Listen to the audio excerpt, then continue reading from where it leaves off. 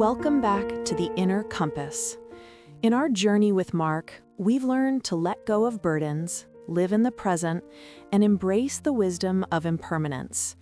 But as Mark's mind grew stronger and calmer, Master Leo told him there was one final step to complete his journey to true peace.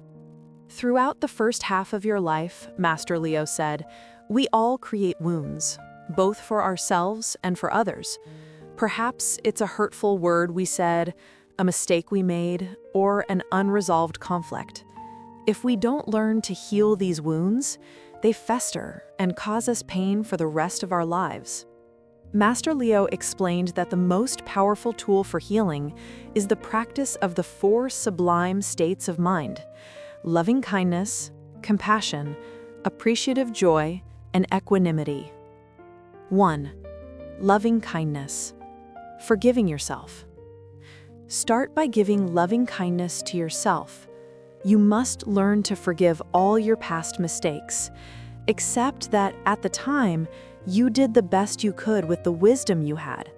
Stop punishing yourself with the past and instead embrace yourself with love and understanding. When you learn to truly love yourself, you can truly love others. 2. Compassion. Helping others.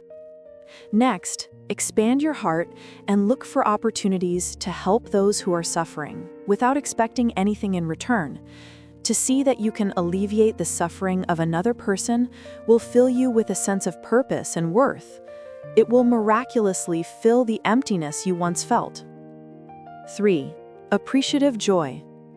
Rejoicing for others. This is the antidote to envy.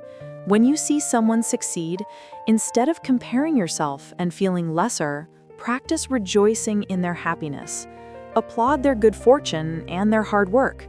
When you do this, your heart will feel light, free from the burden of jealousy, and it will be filled with positive energy. 4. Equanimity. Accepting others' journeys. And finally, learn to accept that you cannot fix or control the lives of everyone, not even your own children. Your role is to give them love and your best advice, but ultimately, they must choose their own paths and live with the consequences of their actions. When you let go of the desire to control others, you become free from the suffering of carrying their burdens. As Mark practiced these 4 states of mind, the garden of his heart bloomed. He learned to forgive himself, not for being perfect, but for being human. He found joy in helping his younger employees, not because it was his duty, but because it gave him a sense of purpose. He found himself genuinely happy for his competitors' successes, and most importantly, he found a new, profound peace in his relationship with his children. He still had meetings and faced problems, but his inner world was different. He was no longer a feared leader, but a calm captain who could guide his team through any storm. He no longer felt the need to control his family, but learned to love them by truly listening to their stories. He had found his true identity, not as a business magnate, but as a man at peace with himself. Mark's journey teaches us that peace and fulfillment in the second half of life don't come from accumulating more, but from learning to let go. The future isn't something to fear, it's something to create. Now, as our series comes to an end, here is your final challenge. Look at the people in your life and choose one person you have a difficult relationship with. This week, practice one of the 4 sublime states of mind toward them.